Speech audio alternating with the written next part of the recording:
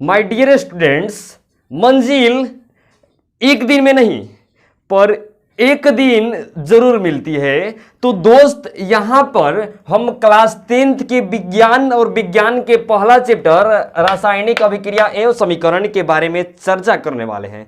तो दोस्त, इस वीडियो के अंत तक बने रहिएगा ताकि आपके बीच जितना भी नोट्स है, शॉर्ट नोट्स है, लघुत्तरीय है, दीर्घोत्तरीय है, इस चैप्टर से बनने वाले जितना भी वीवीआई या बोर्ड मॉडल्स क्वेश्चन है सब आपके बीच प्रेजेंट हो जाए। और दोस्त, इस क्लास के अंतर्गत हमको पढ़ना कुछ नहीं है,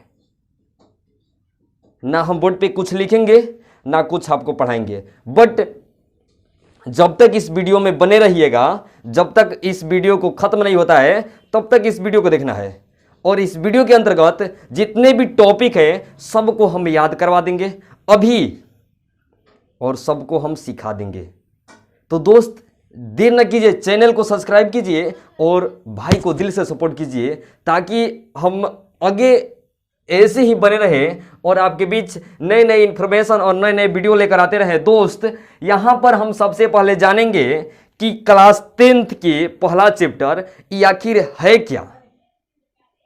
तो दोस्त, क्लास 10th के जो पहला चैप्टर है ये है आपका केमिस्ट्री, हिंदी में बोलते हैं रसायन शास्त्र। यहां पर आपको सबसे पहला टॉपिक मिलेगा कि रासायनिक अभिक्रिया किसे कहते हैं। आप भी सोचिएगा कि चैप्टर का नाम दिया है रासायनिक अभिक्रिया एवं समीकरण, इसका मतलब क्या होता है। अपने शब्दों में थोड़ा सोचिए तो क्या होता है रासायनिक अभिक्रिया के मतलब क्या होता है। सोचो तो कि रासायनिक अभिक्रिया क्या है, तो आप सोचिएगा क्या जाने क्या है रासायनिक अभिक्रिया। तो हम आपको बता दें कि माँ जब घर में खाना बनाती है ना, तो जैसे सब्जी बनाती है तो सब्जी बनाने के लिए क्या करती है, आलू, यानी मान लीजिए आलू की सब्जी बनाना है, आलू काटेगी, प्याज काटेगी, अलग प्रकार के मटेरियल काटती है, गैस के ऊपर रखती है और गैस जैसे गैस के ऊपर रखेगी, गैस यानी जलना चालू कर दिया और जैसे कोई पात्र रखी है वो हीट हुआ, उसमें तेल रखी, अन्य प्रकार के सभी मटेरियल्स उसमें डालती है तो सब्जी हमारा बन के तैयार होता है। यस या नो, बोलिए यस या नो। तो सेम कंडीशन है रासायनिक अभिक्रिया। इसमें होता क्या है, तो जब दो अलग अलग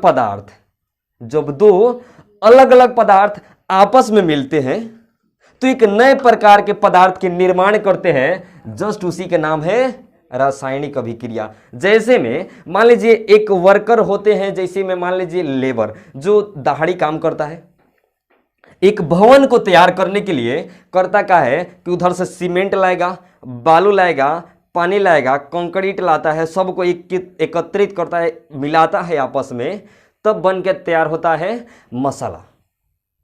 कंडीशन सेम है कि जब अलग अलग पदार्थ आपस में मिलते हैं तो एक नए पदार्थ का निर्माण होता है, जो पदार्थ सबसे अलग होता है। जैसे में हम लिखे H2 प्लस में O2, ये भी गैस, ये भी गैस। अब जब दो गो गैस आपस में मिला तो आपका बन के तैयार हुआ H2O, हाइड्रोक्साइड, इसको बोलते हैं जल और इसको बोलते हैं ऑक्सीजन। कौन बोलते हैं?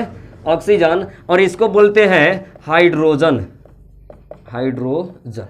तो जब हाइड्रोजन और ऑक्सीजन को आपस में रिएक्शन कराया गया तब बनकर तैयार हुआ आपका जल, जिसके बिना आप जीवित नहीं रहते हैं।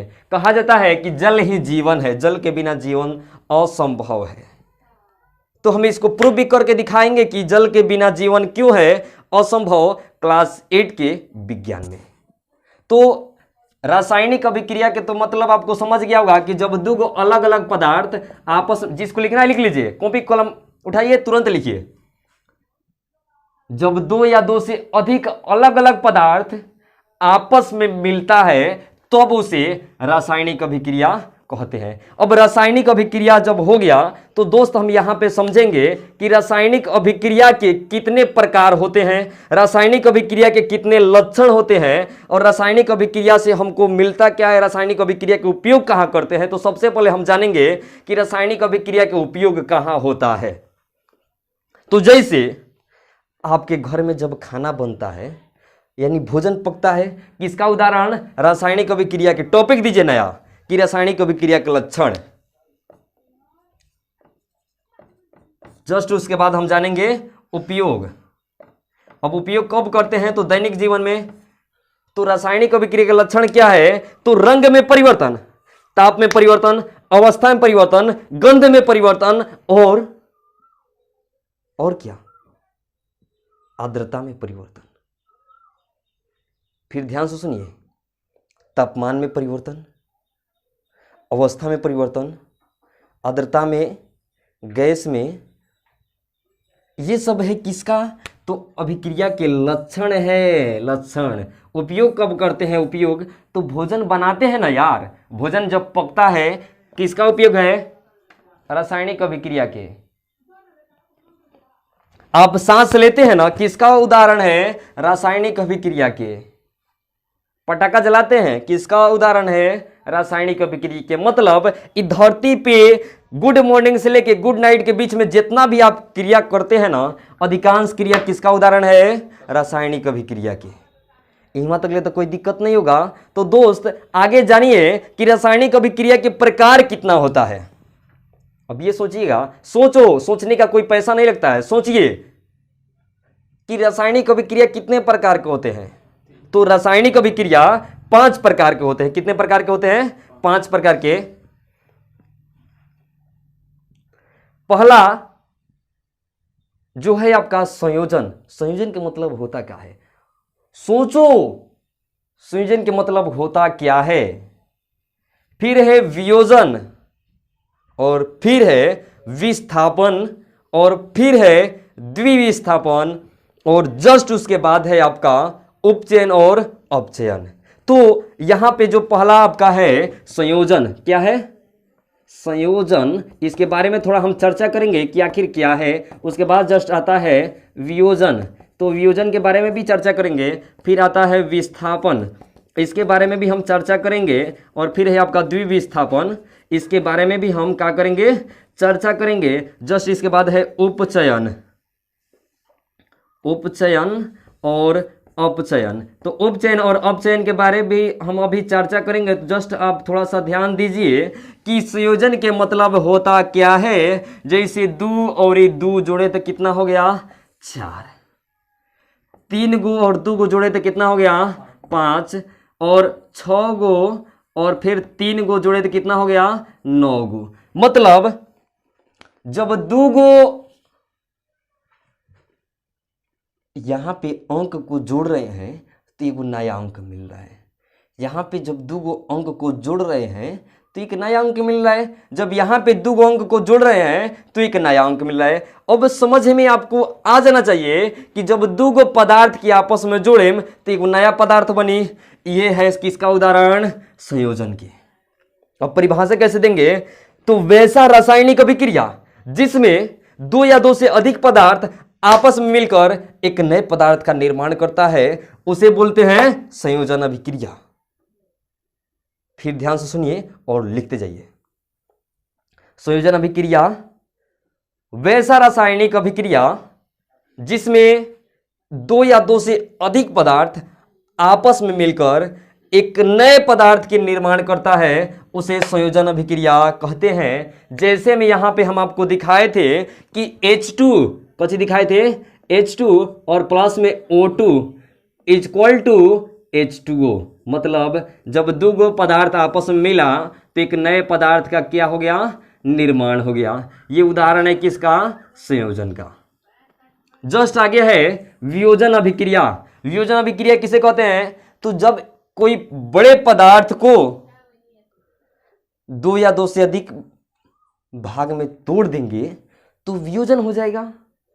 मतलब वैसा रासायनिक अभिक्रिया जिसमें कोई बड़े पदार्थ को 2 या 2 से अधिक भागों में तोड़ा जाता है उसे बोलते हैं वियोजन अभिक्रिया। जैसे में थोड़ा इसके उदाहरण देखिए।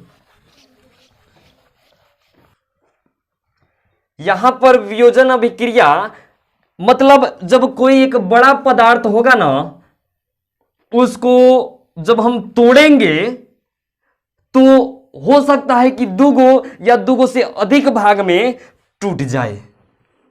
मतलब जब कोई बड़ा पदार्थ को 2 या 2 से अधिक भाग में आप तोड़िएगा यानी जब कोई बड़े पदार्थ को आप तोड़िएगा तो हो सकता है कि दो या दो से अधिक पदार्थ में टूट जाए, उसी को बोलते हैं वियोजन अभिक्रिया। तो वियोजन अभिक्रिया के उदाहरण हम थोड़ा देखेंगे। जैसे संगमरमर को लिए हैं और इसको तोड़ रहे हैं, अटैक कर रहे हैं। अटैक कितने तरह से आप कर सकते हैं इस पे, तो एक प्रकाश के जरिए कर सकते हैं, एक उष्मा के जरिए कर सकते हैं, और एक विद्युत यानी करंट देकर आप कर सकते हैं। जैसे इसको तोड़ेंगे तो ये बदल गया CaO और फिर CO2 में। मतलब ये उदाहरण है किसका, तो वियोजन अभिक्रिया का। जस्ट यहां पे आपको जानना है माय डियर स्टूडेंट्स कि वियोजन अभिक्रिया के 3 प्रकार होते हैं। पहला जो है आपका प्रकाश वियोजन, एक और दूसरा का नाम यह भी हो सकता है कि प्रकाशिय वियोजन अभिक्रिया, मतलब वैसा रासायनिक अभिक्रिया यानी वैसा वियोजन अभिक्रिया जो प्रकाश के उपस्थिति में होता है। मतलब जब कोई पदार्थ को प्रकाश देके यानी प्रकाश से हीट करेंगे, प्रकाश से के जरिए हम तोड़ेंगे तो उसको बोलेंगे प्रकाश वियोजन अभिक्रिया। जैसे यहाँ पे AgCl, अब इसको हम तोड़ रहे हैं, जैसे प्रकाश, अब कैसा प्रकाश देंगे, तो सूर्य प्रकाश। जैसे सूर्य प्रकाश से हम वार किए तो आपका टूट गया Ag और प्लस में Cl2। ये है प्रकाश वियोजन। चलिए लिख लीजिए परिभाषा। वैसा वियोजन अभिक्रिया जो सूर्य प्रकाश की उपस्थिति में होता है उसे बोलते हैं प्रकाश की वियोजन अभिक्रिया। आगे है आपका वियोजन अभिक्रिया के ही दूसरा का रूप उष्मीय वियोजन। उष्मीय वियोजन के मतलब क्या होता है, थोड़ा ध्यान से सुनिए। उष्मा के मतलब क्या होता है, गर्मी। उष्मा का मतलब क्या होता है, गर्मी। यस या नो?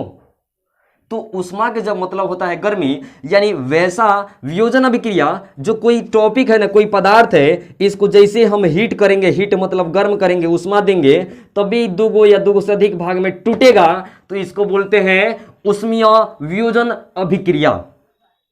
मतलब वैसा वियोजन अभिक्रिया, परिभाषा लिखो, वैसा वियोजन अभिक्रिया जो उष्मा के जरिए तोड़ा जाता है उसे उष्मीय वियोजन अभिक्रिया कहते हैं। जैसे कैल्शियम कार्बोनेट, यहाँ पे CaCO3 को जैसे हम उष्मा से वार करेंगे, उष्मा देंगे, तो ये कैल्शियम ऑक्साइड और फिर कार्बन डाइऑक्साइड में टूट जाएगा।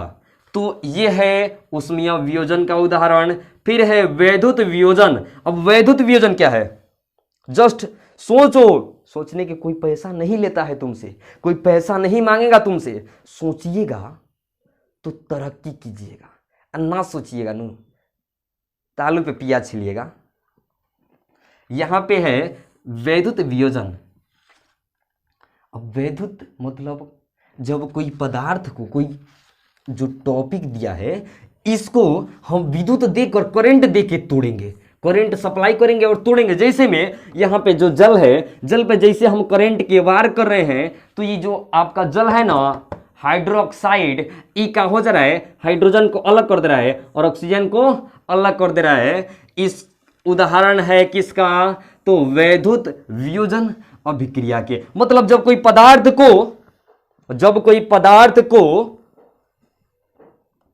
विद्युत के जरिए तोड़ा जाता है तब उसको विद्युत वियोजन अभिक्रिया कहते हैं। मतलब आप जान गए कि कोई पदार्थ को जब हम तोड़ेंगे तो दो या दो से अधिक भाग में टूट जाएगा, उसे बोलेंगे वियोजन अभिक्रिया। और वियोजन अभिक्रिया के 3 प्रकार, प्रकाश, उष्मा, विद्युत। अपन भाषा में याद रखेगा, जब सूर्य प्रकाश दे के तोड़िएगा तो प्रकाश वियोजन, उष्मा दे के तोड़िएगा उष्मा वियोजन, और विद्युत दे के तोड़िएगा तो विद्युत वियोजन।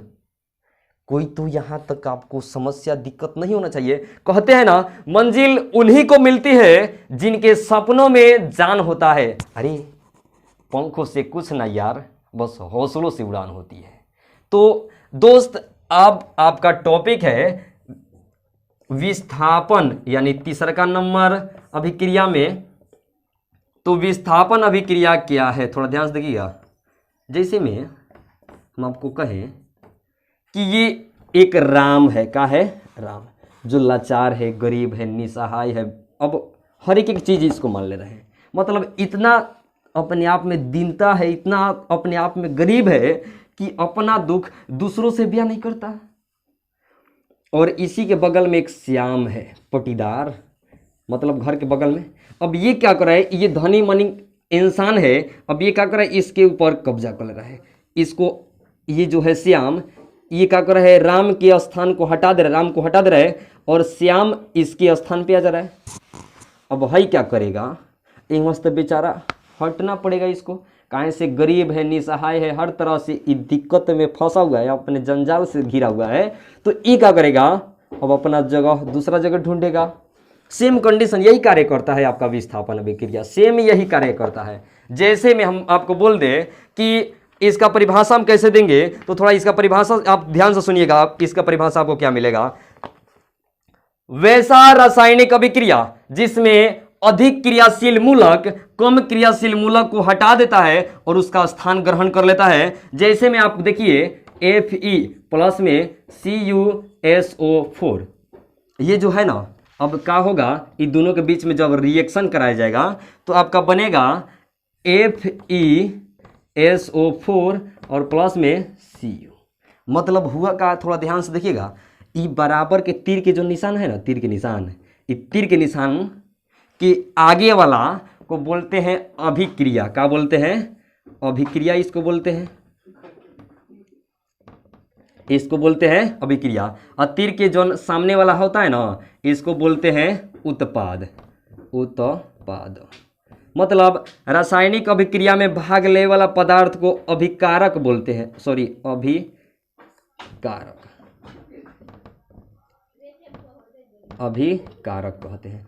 तो रासायनिक अभिक्रिया में भाग लेने वाला पदार्थ के अभिकारक कहला, और जो नायिका पदार्थ बनला के क्या बोलते हैं, उत्पाद कहते हैं। तो मतलब यहाँ पे थोड़ा देखना बाबू कि यहाँ पे जो दिया है Fe, कौन सी दिया है, Fe, ये तो अलग है, और प्लस में है CuSO4। तो CuSO4 में हो क्या रहा है, ये जो Fe है ना, कॉपर से अधिक क्रियाशील है, तो कॉपर से अधिक क्रियाशील है, तो ये क्या करेगा, Fe आ जाएगा कॉपर के स्थान पे, और कॉपर बेचारा क्या करेगा, ये तो अलग अब हटना पड़ेगा, ये सल्फर डाइऑक्साइड यानी SO4 को साथ छोड़ना पड़ेगा। तो ये क्या किया, FeSO4 हो गया, और फिर ये कॉपर बेचारा अलग हो गया। मतलब यहाँ पे हम ये बोल सकते हैं कि जैसे में यहाँ पे Fe और प्लस में CuSO4 है, ये क्या किया, Fe आ गया इसके साथ, तो बन गया FeSO4 और प्लस में Cu। ये है आपका किसका उदाहरण, विस्थापन का उदाहरण। परिभाषा क्या दीजिएगा, तो जब कोई अधिक क्रियाशील मूलक या तत्व कम क्रियाशील तत्व को हटा देता है, जब कोई अधिक क्रियाशील तत्व कम क्रियाशील तत्व को हटा देगा और उसका स्थान ले लेगा, तो FeSO4 उसे बोलेंगे विस्थापन अभिक्रिया। तो इसको उतार लीजिए।